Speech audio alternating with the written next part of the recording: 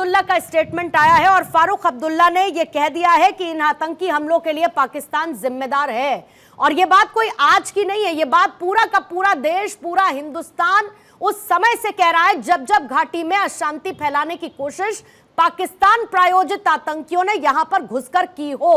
समस्या बड़ी है, टारगेट किलिंग से लेके सेना के कॉन्वॉय को निशाना बनाना, क्या चुनौती देखती हैं और निपटने की तैयारी कैसी वहां की राज्य सरकार की? देखिए, पहले ही मुद्दे पर आने के लिए हमारे 3 जवानों ने अपनी वीरगति प्राप्त की हुई है। उसके साथ 2 पोर्टर्स भी हैं, उनकी भी वीरगति प्राप्त हो गई है। मैं विनम्रपूर्वक श्रद्धांजलि अर्पित करना चाहूँगी उनको, और साथ में इस घटना की मैं बहुत ही कड़े अल्फाजों से निंदा करती हूँ। इसमें कोई शक नहीं है कि चाहे 370 से पहले या उसके बाद जो आतंकवादी हमले हो रहे हैं, उसमें कहीं हमें ठहराव नज़र नहीं आ रहा है। तो ये जानने की बहुत ज़रूरत है कि ये जो हाल ही में 2 अटैक हो गए हैं, ये बहुत ही हाई सिक्योरिटी जोन्स है। इन हाई सिक्योरिटी जोन्स में किसी आम नागरिक का जाना पॉसिबल नहीं है जब तक चेकिंग दूसरी चीज़ें नहीं हो जाती हैं।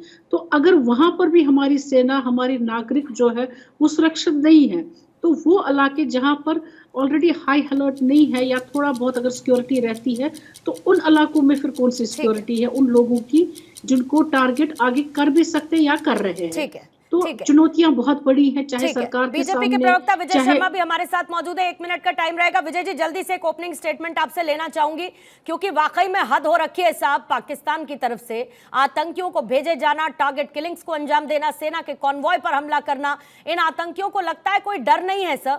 लगातार हो रहे हमले बार बार वहां की सुरक्षा पर सवाल खड़े कर रहे हैं। अनम्यूट करेंगे विजय जी, अनम्यूट एक बार कोशिश करिए विजय जी करने की, फिर मैं आपका ऑडियो चेक कराऊंगी, नहीं तो नहीं आ रही है। विजय जी को दोबारा से जरा क्रॉस चेक करेंगे। अर्शप्रीत सिंह, इसी बीच में आपके पास आते हुए 1 मिनट का टाइमर सर रहेगा। अर्शप्रीत जी, कैसे क्या इलाज होना चाहिए इस पाकिस्तान का? जी देखिए, ना तो बीजेपी के प्रवक्ता की आवाज आ रही है और ना ही भारतीय जनता पार्टी की सरकार की आवाज आ रही है जम्मू कश्मीर के लोगों तक, क्योंकि भारतीय जनता पार्टी की सरकार ने फैसला लिया है कि इग्नोर, नेग्लेक्ट और निगेट करना है जम्मू कश्मीर के लोगों को, उनकी मुश्किलों को, उनकी ग्रीवेंसेस को और हमारे जवानों की ग्रीवेंसेस को।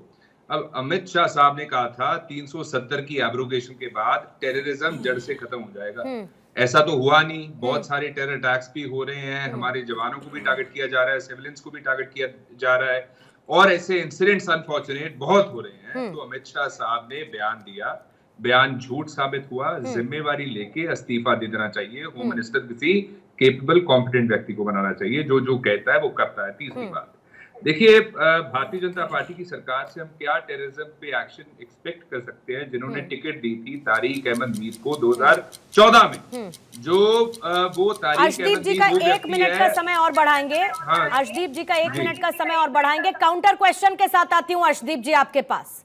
मैं पाकिस्तान बोलती हूँ, आपको बीजेपी सुनाई देता है। सरकार किसकी है? नेशनल कॉन्फ्रेंस और आपकी सरकार वहां पर आई, राज्य सरकार की कोई जिम्मेदारी नहीं, राज्य सरकार की कोई जवाबदेही नहीं। मैंने पूछा पाकिस्तान का इलाज क्या है, आप बीजेपी की बात करने लगे साहब। आपका जवाब देता हूं। पहले तो जम्मू कश्मीर स्टेट है कि यूटी अभी? ठीक है, बिल्कुल है, लेकिन वहां पर राज्य सरकार बनी तो इस बात की उम्मीद तो की जाएगी ना कि राज्य सरकार का स्टैंड क्या है। फारूक अब्दुल्ला से ही सीख लेते हैं अर्शदीप जी। बताता हूं, जवाब देता हूं आपको। हम पहले समझ लें कि सिस्टम है क्या और कानून क्या कहता है। लॉ एंड ऑर्डर जो है वो सेंटर के अंडर आता है, क्योंकि अभी तक यूटी है, स्टेटहुड रिस्टोर नहीं हुआ, तो जिम्मेवारी सेंटर सरकार की है। स्टेटहुड रिस्टोर कर दीजिए, फिर हमारी बात कीजिएगा। दूसरी बात, पाकिस्तान की आपने बात की कि जब पाकिस्तान का जिक्र होता है बीजेपी का जिक्र करते हैं। क्यों ना करें जी, जिस पाकिस्तान की वजह से ये सब कुछ हो रहा है, हमारे जवान शहीद हो रहे हैं, उस पाकिस्तान के then prime minister Nawaz Sharif जी को गले मिल के आए थे हमारे प्रधानमंत्री मोदी साहब।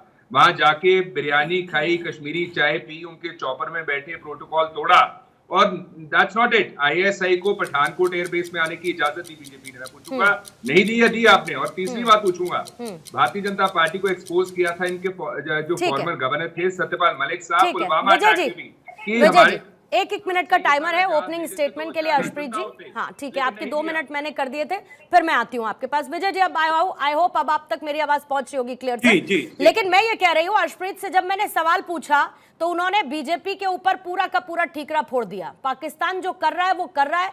प्रधानमंत्री मोदी गए, नवाज शरीफ से मिलकर आए, बिरयानी खा के आए, इसके ऊपर ये लोग नहीं बढ़ पाएंगे। एट द सेम टाइम ये बताइए मुझे विजय जी, इनके खुद के भी नेता तो कहते रहे पाकिस्तान से बात करें, इनके खुद के नेता बार बार कहते रहे कि पाकिस्तान से बात करें, इस पाकिस्तान से बात करें जिसकी नीयत खराब, जिसके नवाज शरीफ है नहीं, इनसे बात करें। पूर्णिमा जी देखिए, इनको मैं आईना दिखा देता हूँ। ये पाकिस्तान परस्त लोग हैं। इनके मणिशंकर अय्यर जाके वहां क्या कहते हैं कि आप मोदी जी को हटाइए, हमारे आंतरिक जो मामले हैं उनमें दखल देने की छूट देते हैं पाकिस्तान को। पाकिस्तान के प्राइम मिनिस्टर को क्रिकेट मैच देखने सेमीफाइनल चंडीगढ़ में कौन बुलाता है? मोहाली में जो मैच होता है वो ये लोग होते हैं। ये लोग वो होते हैं कि हमारे हेमराज का सर काट लिया जाता है, फुटबॉल खेलते हैं और ये कहते हैं कि कुछ नहीं है भाई, सेना के हाथ बांध देते हैं। ये वो लोग हैं। हम वो लोग हैं जो एयर स्ट्राइक, सर्जिकल स्ट्राइक करके उसको किस तरह से आईना दिखाते हैं और पाकिस्तान को दिल में जाके मारते हैं। ये हमारा स्टैंड है। आप 370-35 की बात करते हो हटाने की बात, तो मैं आपको कुछ आंकड़े दे देता हूं। देखिए 31% जो है सिविलियन जो है उनकी मौत में कमी आई है। 55% हमारे सैन्य कर्मी जो मारे जाते थे उनकी कमी आई है।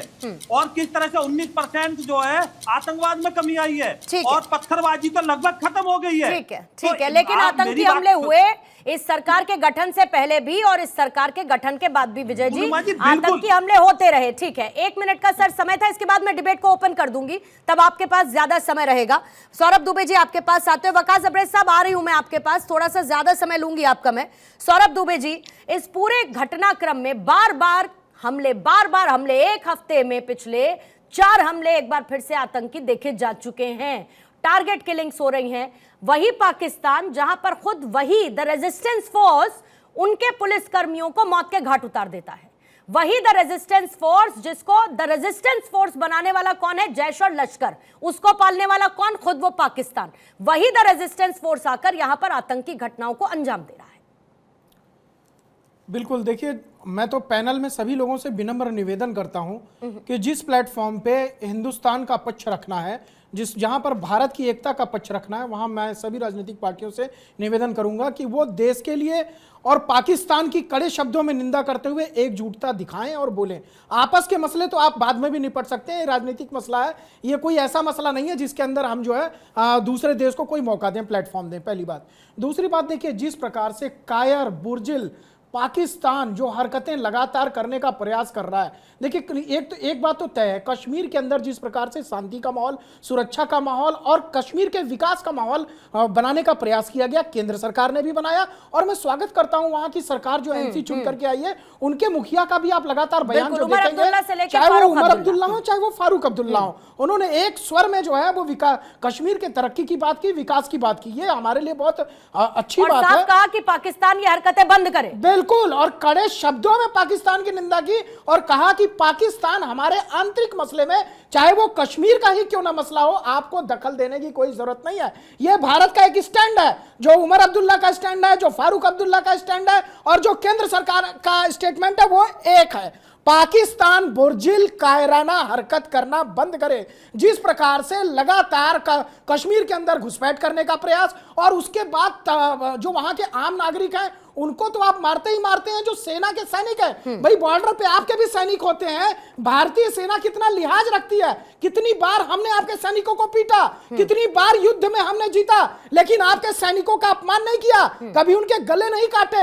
यहां पर जो पाकिस्तान के यहां पर बैठे हुए हैं प्रवक्ता भी, मैं उनसे गुजारिश करूंगा कि वो कड़े शब्दों में अपने देश की निंदा करें। अपनी सेना का जो वहां पर जो आपने माहौल बना रखा है देश के अंदर, उसकी कड़े शब्दों में आप निंदा करिए। एक मंच मिला है, हिंदुस्तान ने आपको एक मंच दिया है, और इस हिंदुस्तान के मंच पर आप पाकिस्तान की उन गतिविधियों को, जिससे लगातार पूरा मुल्क परेशान है, जिससे पूरा विश्व परेशान है, वो कम से कम भारत में जो आपकी घटनाएं बढ़ रही है उसको रोकने का, उसको बंद करने का यहां से एक पैगाम दीजिए, ताकि हम ये समझ सकें कि कम से कम आपके मुंह से निकली हुई बात ये यहाँ पर मैसेज जाएगी कि पाकिस्तान का रुख क्या है, क्योंकि हमने और जम्मू कश्मीर की नई सरकार ने स्पष्ट रूप से कह दिया है कि अगर कश्मीर के ऊपर आंख उठाने की कोशिश की तो हम बिल में से निकाल करके एक एक आतंकवादियों को मारेंगे।